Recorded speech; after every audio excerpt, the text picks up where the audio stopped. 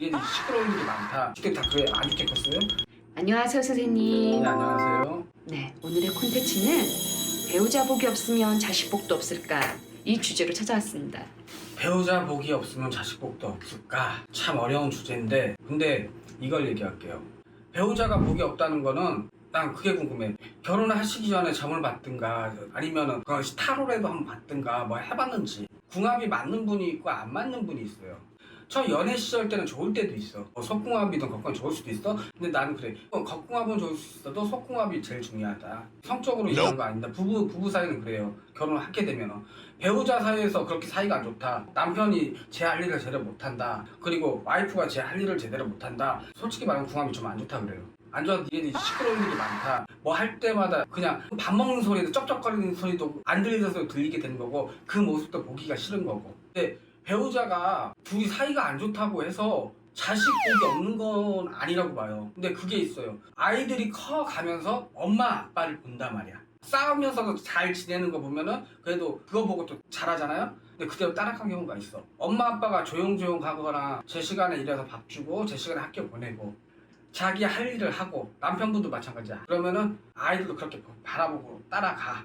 배우자가 자식을 낳는데 자기네들이 안 좋다고 자식까지 안 좋은 법은 아니에요. 근데 그런 경우는 있어. 사주를 뭐 신의 사주를 가지고 나왔다. 그거 좀 말이 좀 다른데 이 얘기를 하고 싶어. 우리나라 사람들은 다 신가물이야. 단 한 명도 빠짐없이. 당군 할아버지가 나오셨을 적에 무당들도 같이 나왔고 그 자손도 다 우리야. 그러니까 전부 다 신가물들이야. 근데 약간 등급은 있다고 얘기해요.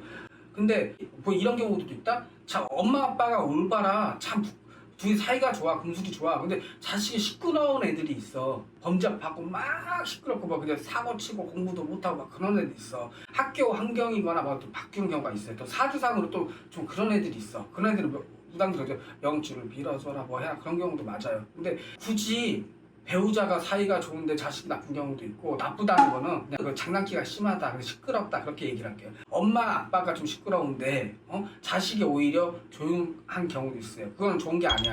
근데 자식들이 그만큼 눈치를 본다는 얘기야. 배우자 복이 없다 그래서 자식 복이 없는 건 아닙니다. 다 자기 하기 나름인 것 같아. 무술적으로 따져봐도 그거 자기 하기 나름인 거고 사주상으로 좀 안 좋은 건 있어. 근데 그건 그때마다 좀 풀어주면 되는 거고 그리고 뭐 배우자한테 널 많이 바라는 건 좀 안 된다고 봐요. 그리고 또 자식한테 바라면 또 안 된다고 보고 자연스럽게 자연의 섭리대로 가는 게 제일 나아 보여요. 배우자가 안 좋다고 해서 자식 복이 없는 건 아닙니다. 사주만 좀 다르긴 하지만. 네, 선생님의 말씀은 후천적으로 그게 바뀌는 거지 뭐 부모 복이 안 좋다고 해서 자식 복도 안 좋고 그런 건 아니라 이 말씀이시군요. 그렇죠. 옛날 사람들 봐봐. 한 60년대 70년대 그 당시 아버지들은 참 고리타분했어. 근데 자식들이 다 그래 안 좋게 컸어요? 아니야. 그 와중에 안 좋게 자란 사람도 있겠죠. 근데 오히려 그런 모습 보고 고치는 사람들도 많이 있어. 저렇게 안 해야지, 저렇게 안 살아야지 그런 경우도 있어요. 무조건 부모가 못한다고 해서 자식이 안 좋게 자라는 건 아니고 부모가 너무 올바르게 그래도 그거 따라가는 거 영향이 커. 그렇지만 무조건 잘 된다는 건 아니라는 얘기죠. 오늘도 좋은 말씀 많이 들었습니다. 다음에도 또 좋은 콘텐츠로 찾아뵙겠습니다. 안녕히 계세요.